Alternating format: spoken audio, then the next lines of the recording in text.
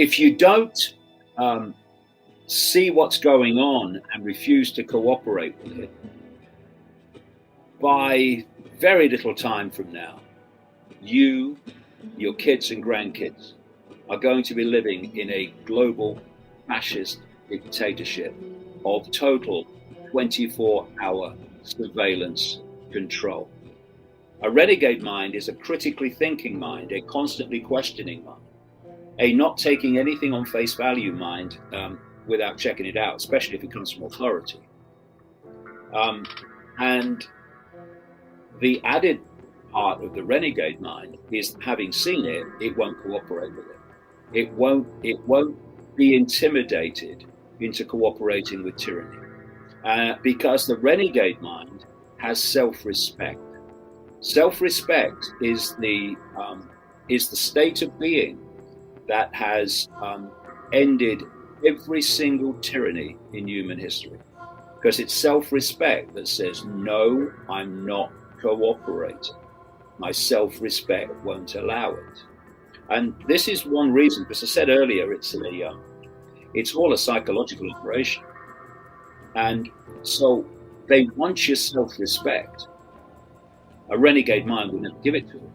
But they want your self-respect because they know that once your self-respect has been handed over, there's nothing left. What's left with you then is submission. That's all that's left. And this is why, in the psychological game, they put monumental morons, that people can see are morons, in political power. They want you to see all the contradictions in what these morons are telling you to do. They want you to see them, because if you can see that a moron is telling you to do something, and you can see that what they're telling you to do has no basis in common sense or science, but you still do it, they've got your self-respect.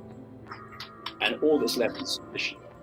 And a renegade mind will never hand over its self-respect. Never. I'll die first. And I willingly die first. I'm going to die at some point anyway, thank God. I don't want to stay here forever. But I'm not going to concede a centimetre to these people. And they can't intimidate me because I'm unintimidatable. I'm not frightened to death. So that's the renegade mind. There's a lot more to it, but that's the basis of it. If you're not controversial in a world that's utterly insane, then it's time to find a mirror and ask why. If a world that's insane doesn't see you as insane, you should find a mirror and ask why. Because when an insane world says that Icke is insane, I punch the air and say thank you very much, very kind of you. Because if this insane world thought I was sane, then I'd have a real problem. Where they want to go with the cryptocurrency is I'm talking about the cult, is to turn it into a one world currency, where in the end your money would be connected to your body. This is part of this whole AI infiltration of the human body and the human mind. They want you to actually be able to hold your money on your body. So you kind of do that and bang, it's like putting a credit card across. So that's where they want it to go, because that's complete control. No one can do anything unless they know about it. And of course, once all money is electronic, they can wipe it out when they like. So if I had to choose between the two, I'd go for cash, even though they want to get rid of cash. And why do they want to get rid of cash? Because cash is private, whereas everything else is not. That's why they want to get rid of cash. David, if you could choose between 1 million in cash and 1 million engaged followers, what would you choose and why? Well, that's a bad choice, really, because I don't want followers, and anyone who is a follower of me is not listening. The idea is to show people that they don't need to follow anyone; they need to follow themselves and become their own center of constructing their perception. But what you can do is help that process by the information you put out there. So I don't want followers. £1 million or 1 million people seeing through the lies, 1 million people seeing through the lies every time. I live in a 1-bedroom flat with this tiny office, and I've lived here since 2001. I have the simplest of simple lifestyles. I'm not quite a minimalist, but I'm in that direction. Not through ideological choice, just the way I live my life.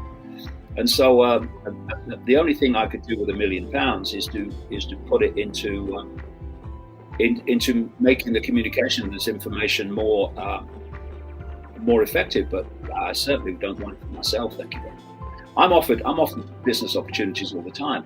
You promote this, you promote that, and you'll get this car. And every single time, nope.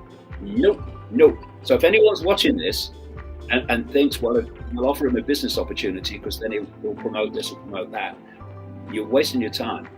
If I think what you are wanting to do, and I've done this a number of times, is good for getting the information out, then I'll promote it. I'll give it a good mention, but I don't want any money for it. Thank you very much, and I don't want a business opportunity. I don't want anything to do with it. I just want to. I'm 69. My life is dedicated to this.